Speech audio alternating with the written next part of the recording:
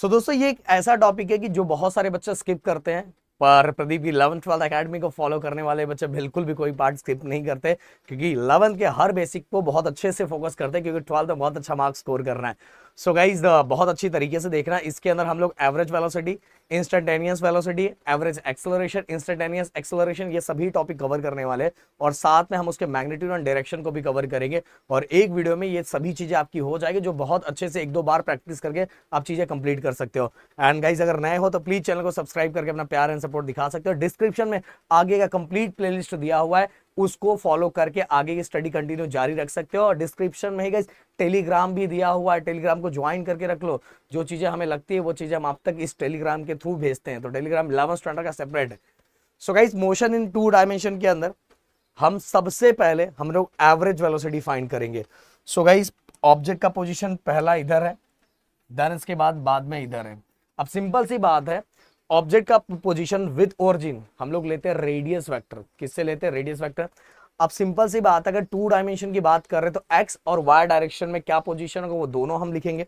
तो हम कैसे लिखेंगे, यहां ध्यान देना एकदम अच्छी तरीके से। ये पोजीशन ऑफ पी, तो हम यहां लिखते हैं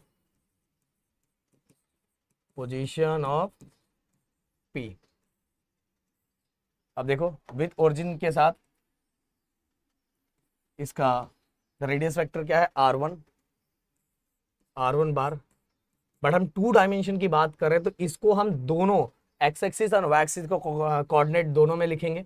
तो कैसे लिख रहा हूं मैं, देखो R बार मैंने दिया है x1, ये देखो यहां से यहां तक का x1 लिखा हुआ है, x1, और वेक्टर क्वांटिटी इसलिए एक मैग्नीट्यूड और दूसरा डायरेक्शन, दूसरा y1 j कैप। समझ में आया? यहां मैंने बार क्यों नहीं दिया, क्योंकि ये मैग्नीट्यूड हो गया, डायरेक्शन, मैग्नीट्यूड एंड डायरेक्शन ये हमें बता रहा है अलोंग एक्स एक्सिस, ये बता रहा है हमें अलोंग वाई एक्सिस। तो पहला वाला तो हो गया।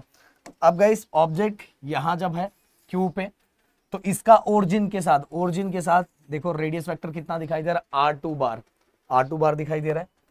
तो हम इसको लिखेंगे इस तरह से, पोजीशन ऑफ क्यू। तो इसका जो रेडियस वेक्टर है वो है R2 बार। ये क्या हो जाएगा, अगर आप ध्यान से देखोगे तो ये आपको दिख रहा है, ये देखो यहां से यहां तक कितना है? x2, कितना दिखाई दे रहा है? x2। तो x2, और ये अगर हम y एक्सिस में देखें तो ये देखो y2। तो हम इसको इसी तरह से लिखेंगे, ऊपर 1 लिखा था, नीचे लिख दो 2। तो ये हो जाएगा x2 अलोंग x एक्सिस इसलिए i cap, y2 along y axis है इसलिए j कैप, लिख दिया। अब गाइस क्या करना है हमें, हमने ये दोनों तो फाइंड कर लिया, दोनों चीजें हमने फाइंड कर ली, बट हमें ये भी पता लगाना है, थोड़ा मैं इसको और बड़ा कर दूं, हमने इस ओरिजिन से यहां तक का फाइंड किया, देन यहां से यहां तक का फाइंड किया। बट गाइस अगर मुझे P से Q तक का फाइंड करना है, इतना वाला पार्ट P से Q तक का फाइंड करना है, तो मैं कैसे फाइंड करूंगा? तो सिंपल सी बात है, अगर मान लो ये पूरा, ये क्या है? पूरा OQ है, ओके।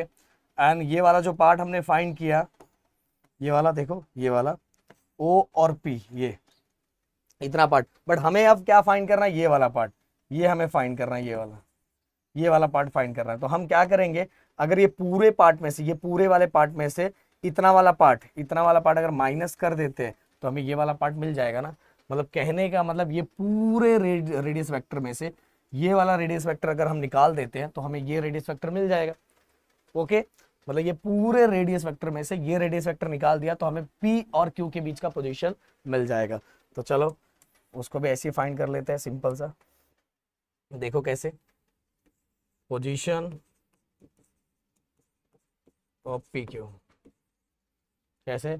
बड़े वाले में से ये कंप्लीट रेडियस वेक्टर में से R2 बार माइनस R1 बार, ओके। इसको डायरेक्ट हम ऐसे भी लिख सकते हैं, R2 बार माइनस R1 बार। R2 बार की वैल्यू कितनी थी? देखो x2 i cap plus y2 j cap, लिख दिया। बीच में क्या आएगा? माइनस, और R1 कितना है?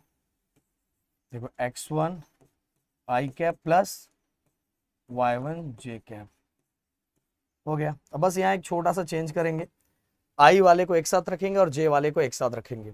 तो ये देखो x2 माइनस x1, और दोनों में आई कैप है बाहर ले लिया, बीच में क्या है प्लस। अब देखो वाई जे वाले को साथ में रखेंगे, ये जे वाले पार्ट में देखो क्या है यहाँ y2 plus minus minus y1, और दोनों में से जे बाहर निकल गया हमारा। या तो हम इसको ऐसा भी लिख सकते हैं, क्लियर। तो ये हमने निकाल दिया, हो गया हमारा। बट सर हमें तो सर आपने बोला था कि एवरेज वेलोसिटी फाइंड करना था। अरे भाई एवरेज वेलोसिटी का ही क्या होता है, आपको याद होगा ना, वेलोसिटी का डिस्प्लेसमेंट अपॉन टाइम। तो पहले मैंने डिस्प्लेसमेंट निकालना था ना, तो ये हमने डिस्प्लेसमेंट ही निकाला था, समझ में आया, डिस्प्लेसमेंट निकाला था। तो अब बस यहाँ रखेंगे, ऐसे करते हैं। अब हमें निकालना है एवरेज वेलोसिटी। तो एवरेज वेलोसिटी ओके क्या होता है, डिस्प्लेसमेंट अपॉन टाइम। या तो ये डिस्प्लेसमेंट कैसे, ये जो मैंने यहाँ लिखा हुआ R2 के फॉर्म में दिया है ना, R2 बार माइनस R1 बार अपॉन इसका इनिशियल टाइम T1 और इसका T2, हो गया। अब इसको मैं नीचे ले लेता हूँ, अब तो इसकी इतनी जरूरत नहीं है, बस अपने को वैल्यू पुट करनी है। अब देखो गाइस R2 की वैल्यू कितनी दी है, देखो ध्यान से, ये देखो यही x2 minus x1 i cap plus y2 minus y1 j cap upon T2 minus T1, clear. क्या मैं इसको ऐसा लिख सकता हूं, ये दोनों का है ना, ये इसका भी और इसका भी है, तो x2 minus x1 upon T2 minus T1, और अलॉन्ग एक्स एक्सिस है इसलिए आई कैप, बीच में क्या है प्लस, फिर y2 minus y1 upon T2 minus T1, और ये j हो गया। अब गाइस देखो ये पूरा ये क्या हो गया, देखो displacement upon time, displacement upon time मतलब वेलोसिटी हो गया। तो ये हो गया एवरेज वेलोसिटी। एवरेज वेलोसिटी किस डायरेक्शन में, एक्स डायरेक्शन में, ओके। देन दूसरा वाला पार्ट ये भी एवरेज वेलोसिटी है, बट गाइस किस डायरेक्शन में है, वाई डायरेक्शन में है, तो हमने इस तरह से लिख दिया। तो ये मिल गया मुझे average velocity total x axis और वाई एक्सिस का भी। अब मैं इसी के साथ इसका मैग्नीट्यूड एंड डायरेक्शन फाइंड कर लेता हूँ। अगर आपको देखो मैग्नीट्यूड में मैं बार नहीं दे रहा हूँ, देखो यहाँ बार क्यों नहीं दिया, क्योंकि यहाँ डायरेक्शन और मैग्नीट्यूड अलग अलग दिया हुआ, इसलिए इसे बार देने की जरूरत बिल्कुल नहीं है। एक मिनट में थोड़ा इसको ये कर दूं कि हो सकता है जा रहा होगा, एक मिनट इसको मैंने से बंद कर दूं, ओके। तो अब दूसरा, अब हमने ये एवरेज वेलोसिटी फाइंड कर लिया, अब मैग्नीट्यूड एंड डायरेक्शन अलग अलग फाइंड करना है। आपको फॉर्मूले याद होंगे, ये देखो ये वाला P Q square plus 2p cos theta, ये वाला याद होगा। बट इसके अंदर का इस कॉस थीटा कॉस 90 होता है, ये देखो ये क्या है, ये 90 बन रहा है ना, तो कॉस क्या होता है 90 होता है, और कॉस 90 कितना हो जाएगा, 0 हो जाएगा, और 0 हो जाने के बाद ये पूरा का पूरा पार्ट क्या हो जाएगा, ये पूरा का पूरा पार्ट 0 हो जाएगा। इसीलिए बस इसके अंदर P square plus Q square होता है, और सेम वही फॉर्मूला है, समझ में। बहुत सारे जगह पे कुछ और बताया जाता है, पर मैंने देखो ये प्रूफ करके भी आपको दे दिया। इसके अंदर ये वाला पार्ट क्यों हट जाता है, कि कॉस 90 होता है, और कॉस 90 कितना होता है, 0 होता है, इसलिए ये वाली कहानी खत्म हो जाती है, और अपने पास बस यही बचता है। अब गाइस अगर मैं बताना चाहूँ आप लोगों को, तो P ये वाला पार्ट P कंसीडर करो, ये वाला पार्ट Q कंसीडर करो, तो ये हो गया एवरेज।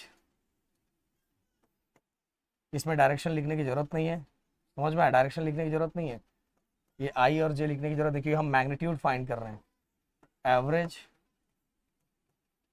ये हो गया हमारा मैग्नीट्यूड, एवरेज वेलोसिटी का मैग्नीट्यूड। और साथ में अगर मैं इसके डायरेक्शन की बात करूं,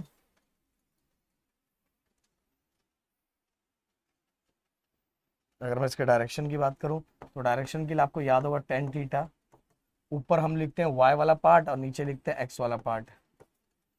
तो ऊपर ये y वाला पार्ट हो गया और नीचे हमारा x वाला पार्ट हो गया।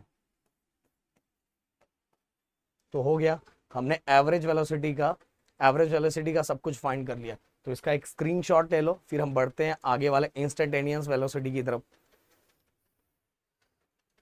ओके, अब गाइस इंस्टेंटेनियस वेलोसिटी मतलब इंस्टेंट वेलोसिटी में क्या है कि मैंने बोला कंप्लीट बॉडी ने कितना वेलोसिटी कवर किया है वो मुझे लेना देना नहीं है, उस इंस्टेंट टाइम पे उस बॉडी की वेलोसिटी क्या है उससे मुझे मतलब है। उस इंस्टेंट टाइम पे एक छोटू से टाइम पे क्या है वो मुझे फाइंड करना है, कंप्लीट नहीं, कंप्लीट एवरेज नहीं फाइंड करना है, किसी एक टाइम पे उस इंस्टेंट टाइम पे क्या वेलोसिटी है वो मुझे फाइंड करना है। तो उसके लिए सिंपल सी बात है, एकदम याद रखो। तो अब एक छोटे सा टाइम, तो टाइम नियरली इक्वल टू 0 लेते हैं। अब यहाँ delta R upon delta T. अब देखो गाइस कंप्लीट बॉडी का अगर फाइंड करना तो बात अलग है, पर अगर हम फिजिक्स के अंदर सबसे पहले एक छोटे से पार्ट का फाइंड करते हैं, छोटे से पार्ट का फाइंड करने के लिए या तो ऐसा लिखो या तो इस तरह से लिखो, डेरिवेटिव अप्लाई किया जाता है। इससे हमें समझ में आ जाता है कि एक छोटे से पार्ट का है, मतलब उस इंस्टेंट टाइम का है, छोटे से पार्ट में छोटा सा टाइम, तो डेरिवेटिव अप्लाई कर दिया है। अब गाइस क्या मैं ऐसा लिख सकता हूँ dx बार नहीं, अलग अलग कर देते ना, dx बाय dt अलॉन्ग, ये लिख दिया आई कैप, इससे समझ में आ गया कि एक्स एक्सिस का है। दूसरा dy बाय dt, ये लिख दो, ये किधर का है, जे कैप, जे कैप मतलब कितना हो गया, वाई एक्सिस का हो गया। अब गाइस अगर इसी का मुझे मैग्नीट्यूड फाइंड करना है, सिंपल सी बात है, इंस्टेंट का मैग्नीट्यूड फाइंड, मैग्नीट्यूड में बाहर देने की जरूरत ही नहीं है। तो ये वाला पार्ट P और ये वाला पार्ट Q, या तो थोड़ा इसको ऐसे लिख देते हैं, नहीं चलेगा, इसको ऐसे ही लिख दो।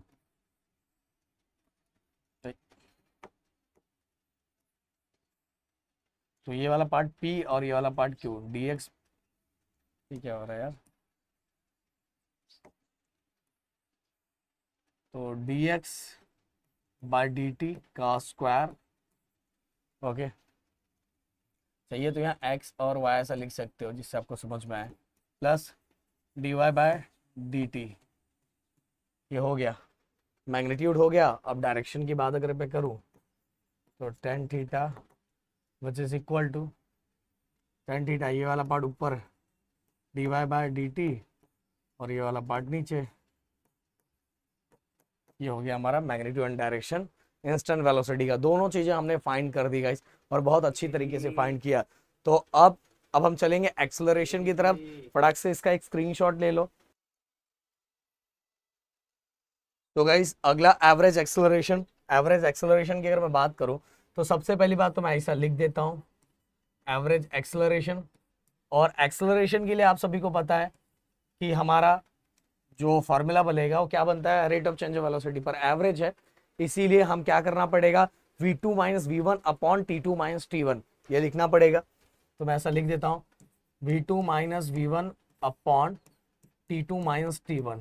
और आप सभी को पता है ये कौन सी क्वांटिटी है, वेक्टर क्वांटिटी है, बट यहाँ 2 डायमेंशन की बात चल रही है तो हमें ये इसको 2 डायमेंशन में लिखना पड़ेगा।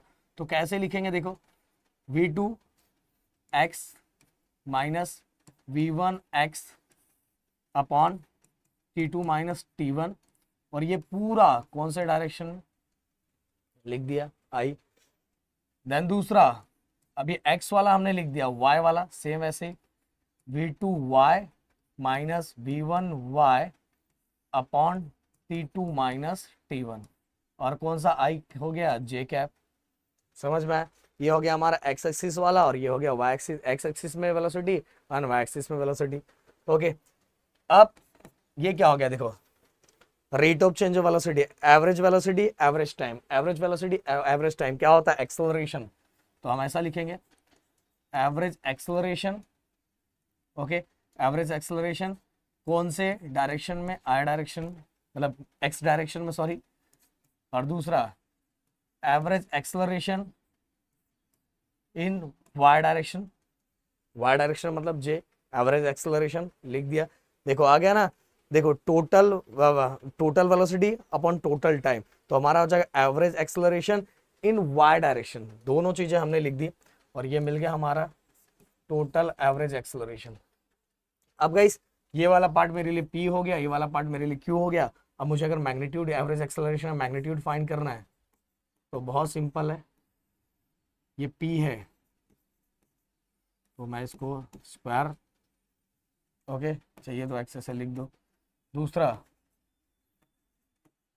एवरेज एक्सेलरेशन ये हो गया हमारा पी स्क्वायर और दूसरा हो गया हमारा क्यू स्क्वायर। अब ये हो गया, अब साथ में डायरेक्शन में average acceleration y upon average acceleration, okay. ऊपर वाला पार्ट डायरेक्शन में ऊपर वाला पार्ट y लिखते हैं और नीचे वाला पार्ट को x, पहले ऊपर y वाला पार्ट नीचे x वाला पार्ट, इस तरह से हम लिखते हैं ये दोनों चीजें। अब गाइस ये तो हो गया, बट हमें इसके अंदर इंस्टेंट एक्सेलरेशन भी फाइंड करना है, तो वो किस तरह से फाइंड करेंगे? वो बहुत ज्यादा सिंपल है गाइस, वो इतना भी ज्यादा डेंजर नहीं, बस उसमें एक चीज है जो आपको समझना है, जो अभी क्योंकि स्टार्टिंग है आपका 11, तो डेरिवेटिव इंटीग्रेशन ये सब जो पार्ट आता है ये थोड़ा आप लोगों के लिए थोड़ा नया होता है, फिर भी मैं ट्राई करूंगा कि थोड़ी थोड़ी चीजें आपके दिमाग में जाए जिससे आपको थोड़ी चीजें क्लियर हो।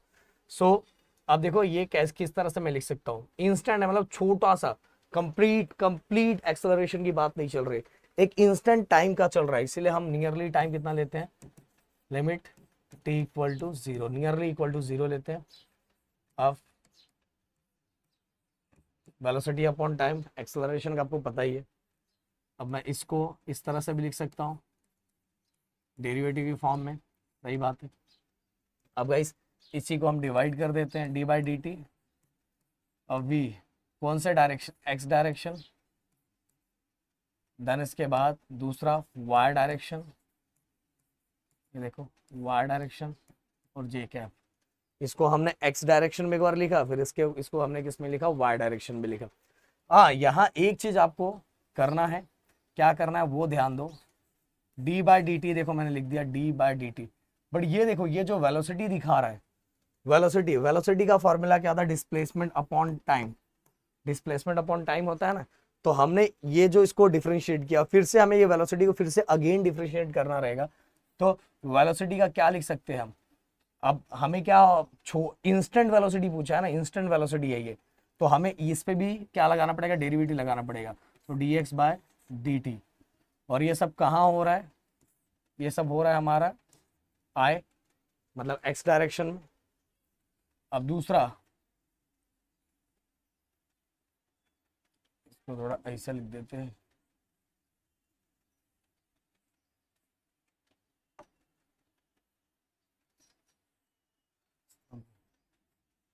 x डायरेक्शन वाला i क्या प्लस, इसके बाद गाइस ये वाला पार्ट फिर से देख लो, d/dt, इसको फिर से डिफरेंशिएट करना है अगेन हमें ये वाला पार्ट, तो कैसे हो जाएगा, ये देखो ये d/dt क्या वेलोसिटी इन y, ये देखो y ये वाला, तो अगेन सिंपल सी बात है गाइस, ये वेलोसिटी फिर से डिस्प्लेसमेंट और upon time, displacement upon time, पर छोटू सा डिस्प्लेसमेंट से dd लगाना पड़ेगा। यहाँ y क्यों लिया हुआ है, क्योंकि यहाँ y डायरेक्शन में लिखा हुआ है, इसलिए यहाँ y लिया हुआ है, तो अगेन इसको डिफरेंशिएट करेंगे dy/dt, ओके। और ये पूरा हमारा क्या हो जाएगा, ये चाहिए तो यहाँ y लिख दो ऐसे, और j हो गया।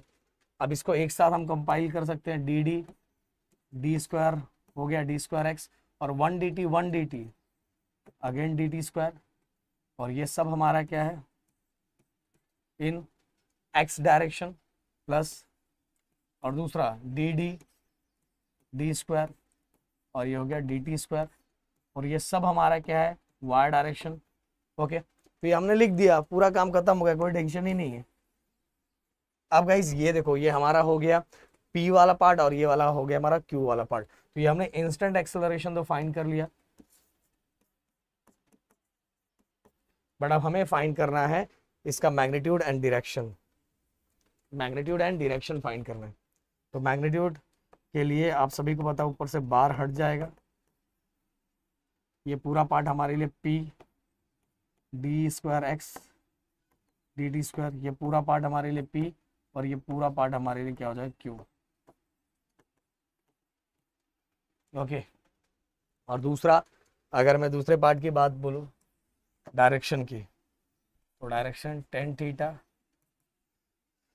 ये वाला part d square y upon d t square, फिर इसके बाद नीचे ये वाला part d square x upon d t square, ये हो गया हमारा डायरेक्शन। तो इसका भी स्क्रीनशॉट ले लो एक, ऐसे इसका लिया कि नहीं, इसका भी ले लो। ओके, सो गाइस ये पूरा का पूरा पार्ट मैंने खत्म करवा दिया। अब हम इसके बाद चलेंगे प्रोजेक्टाइल मोशन। प्रोजेक्टाइल मोशन बहुत प्यारे प्यारे टॉपिक है जो बहुत सारे बच्चों को कंफ्यूजन होता है। हाँ, प्रोजेक्टाइल मोशन के एग्जाम में क्वेश्चंस आने के ज़्यादा चांसेस रहते हैं, क्योंकि बहुत सारे लोग बहुत सारे टीचर्स भी ये पार्ट स्किप करते हैं। पर मेरा यही है कि बच्चों को हर चीज़ें बताई जाए जिससे उनका एक भी पार्ट छूटे ना। तो मिलते हैं नेक्स्ट वीडियो में। Thank you so much guys, जय हिंद एंड जय महाराष्ट्र दोस्तों।